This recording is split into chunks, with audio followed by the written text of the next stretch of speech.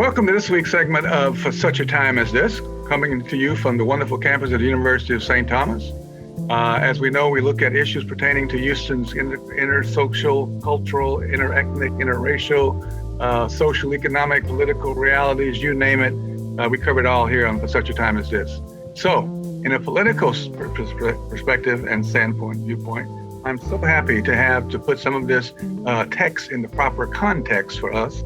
None other than our own Dr. Chris Wolfe, who is assistant professor of political science at University of St. Thomas. Welcome, Dr. Wolfe. Great to be here. It is great to have you. And as I mentioned to you before we started taping, this is the first of two parts with you, because I don't think we're going to have time to cover it all today. So let's just pick up where I think you left off in your conversation with Bridget Richardson when you did this the show with her a while back before the election, right? So this is now after the election. Yeah. And so much has happened since after the election, including the insurrection of the Capitol, which I think for us, I always say is an interesting perspective as Catholics on Ash Wednesday. So where do you see us going now with this blue state, red state nonsense? What happened to purple, compromise, negotiations, meeting me halfway? What happened to the middle way? There is no middle way. It's gotten really polarized, Larry, and it has been, for 15, 20 years, but, it just got turned up to 11 during this past election. And I agree. The party line voting in Congress, it's always, all the Democrats voting on one side and all the Republicans voting on the other in Congress. And it's very polarized. And in terms of even just people talking to one another and being friends with one another in Washington, you don't see that as much. And sadly, you don't see that as much even, amongst us citizens. And that's really bad. That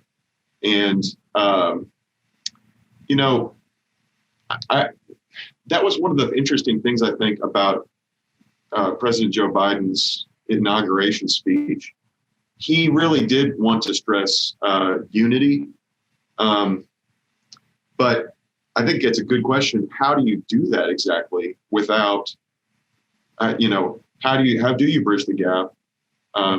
For him, that seems like the number one thing that he's trying to do in his presidency. He said, quoting from the Emancipation Proclamation, time period from Lincoln. Lincoln had a quote where he said, "My whole soul is in this." That was kind of striking to me. Mm-hmm.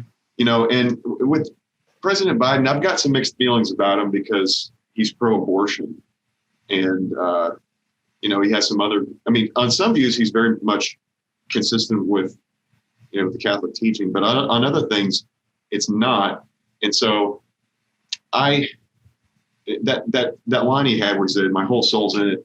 I was a little bit hesitant when I heard that, because there's some things about him where it seems like part of his soul's not in it, because he says, "My private view on that, I don't think I'm not going to advocate for that." And so in my mind, we even though officially we're on our second Catholic president,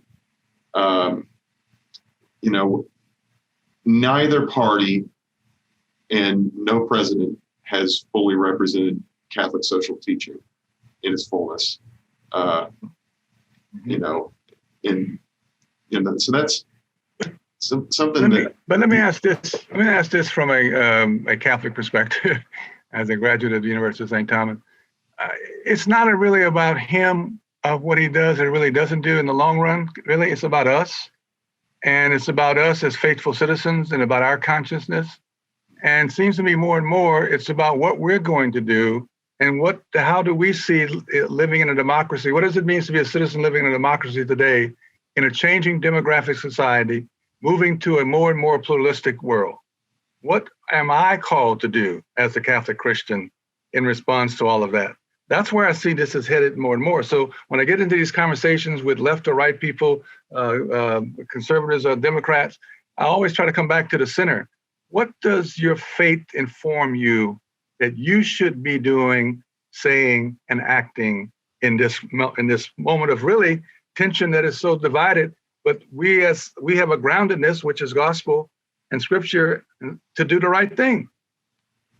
That's right. I mean, in our conversations, in our dealings with people, what we say to people, especially online and on social media, that's where what you just said, Larry, is so important. That we don't bully people online, and also, that we stand up for people if they're getting bullied online. And so often those discussions online, they immediately turn toward, well, yeah, do you like Joe Biden or do you not like Trump? That's how those discussions, they seem to like go into that so quickly. But, as Catholics, we shouldn't let that happen. There is such a thing as, render unto Caesar what is Caesar's and unto God what is God's. And we're just rendering everything unto Caesar, it seems like, if we just talk about only whether we like or dislike the president at any given time. You're right. No, you're right. And since all politics is local, right? All politics is local, that we can make an impact as individual human beings and as citizens where we are, where we're planted, where our feet is grounded, where our feet are grounded. So I think the responsibility falls more on us. We always want to point fingers or blame what somebody's doing or not saying. No. It's down to very clearly, in a changing demographic society, how are we going to relate more and more to the other? Who is our neighbor? How do we define our neighbor? And how do we work toward the full realization of helping that human being not just thrive and survive, but to flourish? Mm-hmm. I think that's the thing about us as church and Catholics. It is about human beings flourishing. What can we do to help each human being flourish to the fullest of their God-given potential? Not just thrive, not just survive, human flourishing.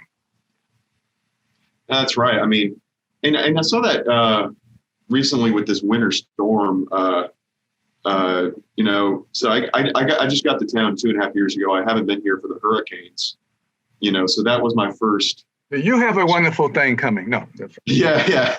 No, I mean, so that was my first experience of that kind of emergency situation here in Houston. And, and so it was really good to see, the outpouring of charity that I saw during that. I mean, and I had heard when I got to town, I heard about, things like Mattress Max, right, work that he'd done. And so I actually went and volunteered with them.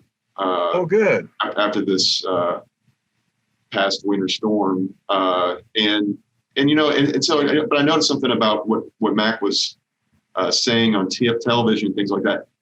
So a lot of people were instantly wanting to say, okay, what happened with ERCOT? Who's to blame on this? Let's nail this down, politics stuff. But Mac kind of didn't. He's just more on his TV appearances. He didn't really. No, he try to didn't. get into that. It's here. We got to serve the people that need help. That's right. That's what matters. Yeah. So let me say this, because you just made me correct myself. I want to realize I did that. When I referred to the freeze, I meant the freeze on Ash Wednesday. The insurrection at the Capitol was on the Feast of the Epiphany. The Ash Wednesday. I just want to clarify that. Yeah. But it's still, to me, interesting that one is on the Feast of the Epiphany and the other one is on Ash Wednesday, but that's another discussion for another day. That's the theological folk. We need to get them on to talk about that. So let me ask this. If the phrase is true, that politics begins where consensus ends. Politics begins where consensus ends.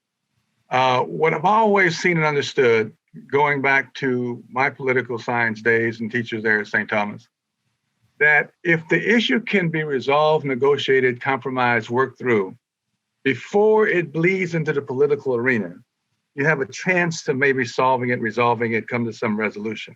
But once it bleeds into the political arena, everyone feels compelled then to take their sides, to take their party's stands on it. And then it gets completely out of hand. So it seems to me consensus and more dialogue and conversation and consensus and understanding before we get into this political arena, because once we get there, it's over. Yeah, I mean, we're a very litigious society. We have lawsuits, way more lawsuits than other countries, actually. Yeah. You know, we sue people for everything. And when you get a lawsuit, you got an adversarial system there, one person going against another.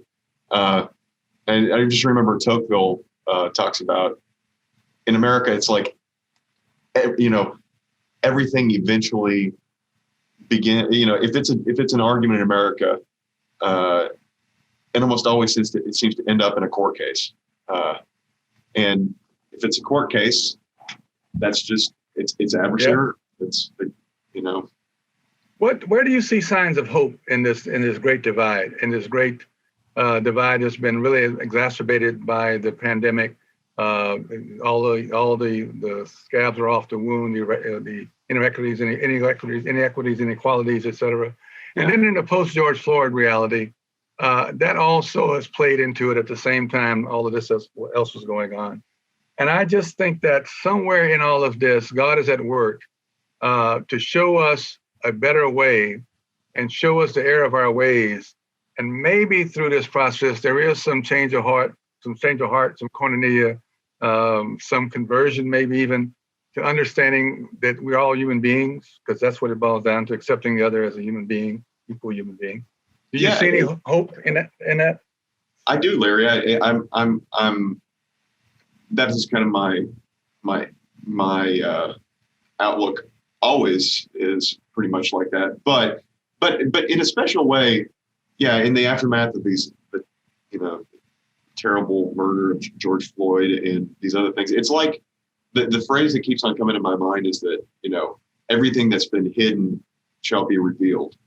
So we've got all these terrible things that have happened in the past couple of years.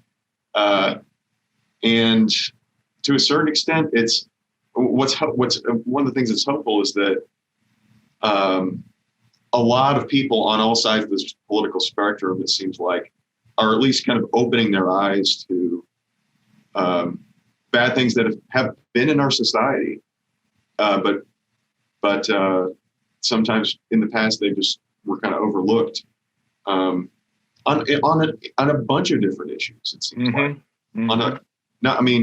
Not just on civil rights, but also, I'm thinking about just America's role in the world and things like that.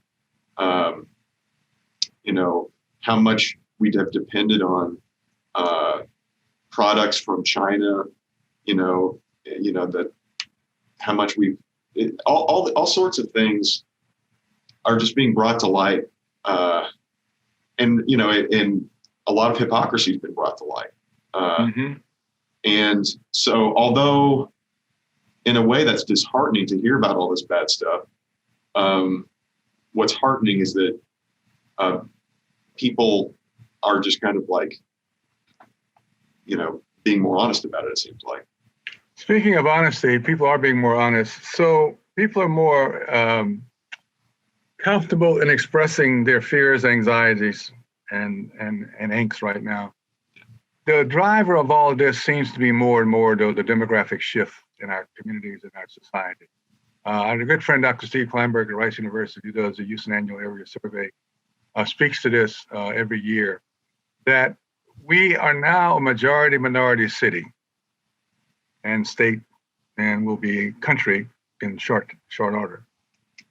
All this we see about voter suppression, all that we see about people worried about the ballot and the ballot being misused, which is never proven because it's not. All this is about change. And all this is also about holding on to power. So where do you see this balance of this power equation that is shifting numerically and demographically, but not necessarily economically? Because money and power is still in the hands.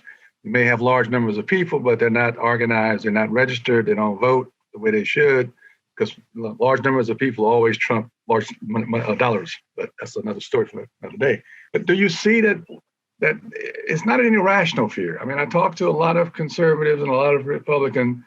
I don't think their fear is irrational, but their fear is not grounded in reality because they're fearing the human being, and it's not the human being who's at fault, it's the system. Mm-hmm. Well, Larry, I mean, as a conservative myself, I mean, I think that there are different reasons, you know, that, for example, Republicans have the immigration policies that they advocate. Some of it is, I agree, kind of xenophobia, but some of it also, I think, is fear that our rule of law breaks down. You know, and so there can be different reasons, I think, for for wanting that, but at the same time, we got to care about people too. The people at the border are just in a terrible shape right now. It's a really bad situation, and Catholic Charities is down there just doing everything they can to help the people at the border. And so that, from an economic perspective, though, we actually need more people to come to the country because our birth rate's going down. Yep. And so it's been immigration that's even kept us kind of going at a normal rate of growth. Yeah.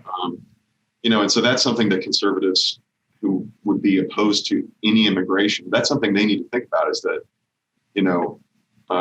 actually immigration is normal. You need some, and so definitely that is the xenophobia stuff, though. That's something. Well, here's the irony of all that to me, though. This country could not exist without the labor of the immigrant and the migrant. That's right. This country could not exist and have low prices that we enjoy for goods and services without the work of the immigrant and the migrant. Right. We wouldn't even have food that we could afford to eat on our table without that labor force. Mm. And yet we demise, demean, and point fingers at those people, those human beings who are essential. They may be some of the most essential workers in our society, but yet the economic person who wants to condemn all of that is the same economic person who is benefiting from their labor.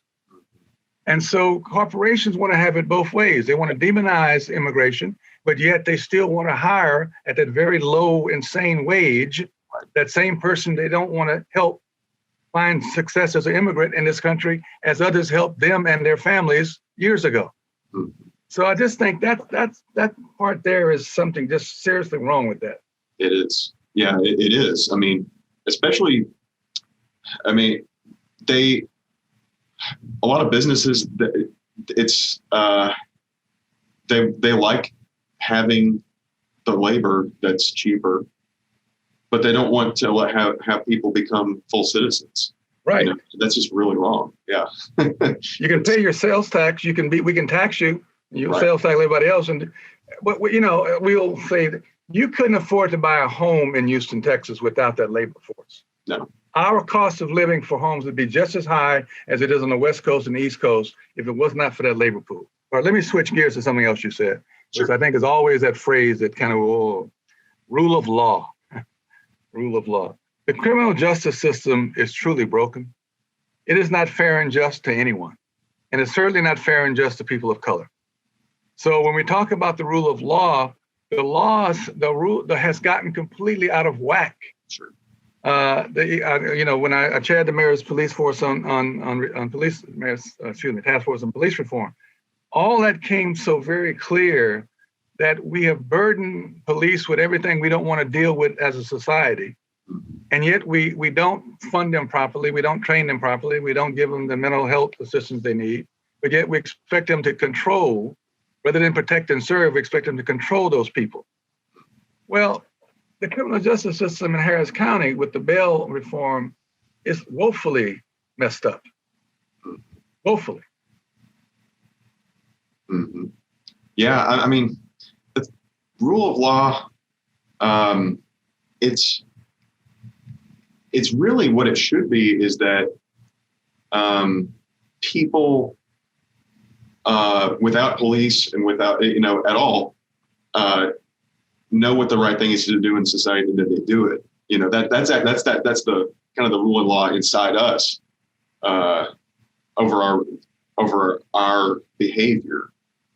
You know, it's called the Ten Commandments, right? Right. Yeah.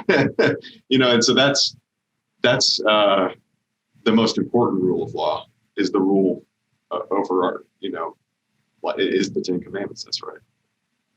Let me give you a minute or so for closing comments. Unfortunately, we're going to have to leave and pick this up the second go round.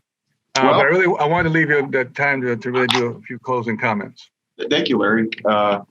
Well, next, I was wondering if maybe we could continue the discussion next time on a topic that I think could connect up Houston and Catholic social teaching and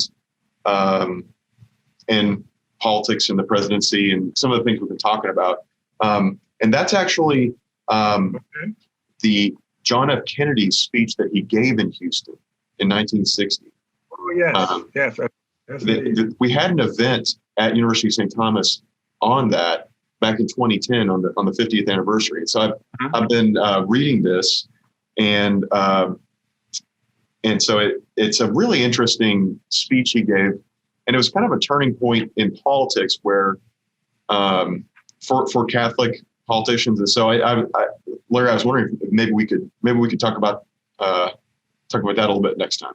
Certainly can. No problem. It fits in very well. And I'll get with Darnell and we'll get you scheduled on that and we'll make that happen. So thank you for bringing it to us. I do remember that now very clearly that you mentioned it. It would be a great discussion to have. Let me mention also one other quick thing, that the 50th anniversary of Justice in the World, the Bishop's Synod on Justice in the World, is this year. We also want to do something later on in the year at the University of St. Thomas to commemorate that wonderful event. But for those of you who want to get a taste of some of the issues that's going to be discussed around the 5th anniversary of that wonderful gathering, the University of Notre Dame, at the end of, yes, another Catholic university somewhere, the University of Notre Dame, at the end of this month, the last Thursday, Friday, and Saturday of March, are having a 3-day symposium on justice in the world to celebrate the 50th anniversary. You can go to University of Notre Dame's website. It should come up. Just if not, just look around a little bit. They have a whole web page on just the 3 days of the symposium. So I think it'd be something really, if you want to kind of ground yourself, the listening audience and the viewing audience, in what Catholic social teaching meant then, what it means now, and connect some of the issues, as Dr. Wolfe said so clearly. So you get a current, past, present, and future perspective on Catholic social teaching as it relates to now issues, everyday issues, current issues. And I think that's very important. So I'll leave you with that thought. I'll close with this summation for myself for this segment of Such a Time as This. I'm excited about looking at what can be done if we truly rise to the occasion of adulthood as it is understood in the gospel. Adulthood means seizing the opportunity for creativity and initiative in the place of complaining about what cannot be done. Adulthood means seizing the opportunity for creativity and initiative in the place of complaining about what cannot be done. The first anniversary of George Floyd is fastly approaching us, May 25th. The first anniversary on June 2nd of the 60,000 march here we had in Houston, the 60,000 well-behaved, we had probably the most successful, peaceful march of any city in this country, 60,000 people, June 2nd. So those two anniversaries are also coming up. I think we need to do a great retrospective looking at where we've gone for this year since George Floyd of 2020 and now in 2021. So we'll be doing that also. As always, we thank you for joining us here for such a time as this. We look forward to seeing you and having you be with us for future segments. As always, stay well, be safe, and until then, peace, power, and love. God bless. God bless. Thank you, Doctor. Yeah.